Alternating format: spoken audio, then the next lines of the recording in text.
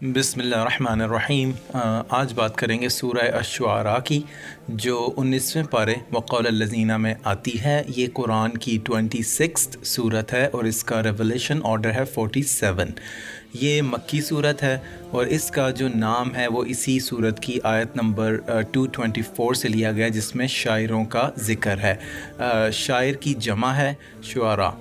تو ان ٹاپکس کی بات کر لیتے ہیں جو ہم نے اس کے شارٹ لسٹ کیے ہیں۔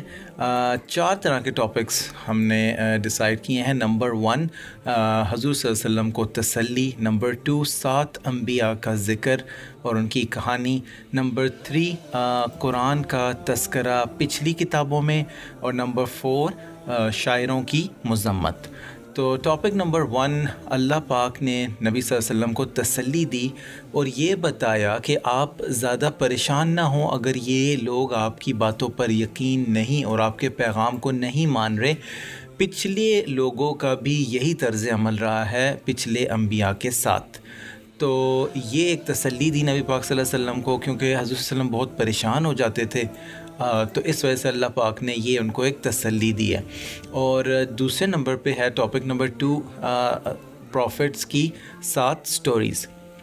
تو نمبر 1 موسیٰ علیہ السلام اور ہارون علیہ السلام کا کافی تفصیل سے قصہ آیا ہے کہ اللہ پاک نے ان کو نبوت دی اور پھر ان کو فرعون سے ملوایا، اور پھر فرعون کا موسیٰ علیہ السلام کو جادوگر کہنا، اور پھر فرعون نے جادوگروں کو اکٹھا کیا اور مقابلہ کروایا موسیٰ علیہ السلام سے۔ جادوگر ہار گئے اور ایمان لے آئے، اور فرعون نے دھمکی دی جادوگروں کو، اور پھر موسیٰ علیہ السلام جو ہیں وہ بنو اسرائیل کے ساتھ وہاں سے چلے گئے، اور فرعون جو ہے وہ غرق ہو گیا، اور بنو اسرائیل نے جو ہے وہ جو ان کا مال تھا ان کے مالک بن گئے، جو سارا لیفٹ اوور تھا۔ پھر نمبر 2 پہ ذکر آتا ہے حضرت ابراہیم علیہ السلام کا۔ ان کی کہانی بتائی کہ جب حضرت ابراہیم علیہ السلام نے اپنی قوم اور اپنے باپ کو کہا کہ یہ کن چیزوں کی عبادت کرتے ہیں آپ لوگ، اور ان کو دعوت دی کہ وہ ایک اللہ کی عبادت کریں، لیکن انہوں نے یہ بات نہ مانی اور ریفیوز کر دیا۔ اور مزے کی چیز یہاں پہ نوٹ کیجئے کہ حضرت ابراہیم علیہ السلام نے اللہ پاک کے بارے میں، اپنے رب کے بارے میں جو چیزیں بتائی وہ یہ ہیں۔ سب سے پہلے انہوں نے بتایا کہ وہ ہے، میرا رب وہ ہے جس نے مجھے بنایا اور جو مجھے ہدایت دیتا ہے، وہ ہے جو مجھے کھلاتا ہے اور پلاتا ہے، وہ ہے جب میں بیمار ہو جاتا ہوں تو مجھے ٹھیک کرتا ہے، وہ ہے جو مجھے موت دے گا اور پھر دوبارہ زندہ کرے گا، اور میں امید کرتا ہوں اور دعا کرتا ہوں کہ قیامت والے دن وہ میرے گناہوں کو، میری غلطیوں کو بخش دے گا۔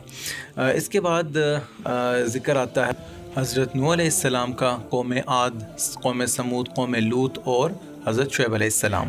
ان کا جو ہے وہ اتنا تفصیلی ذکر نہیں ہے۔ ٹاپک نمبر 3 ہے قرآن کا تذکرہ پچھلی کتابوں میں۔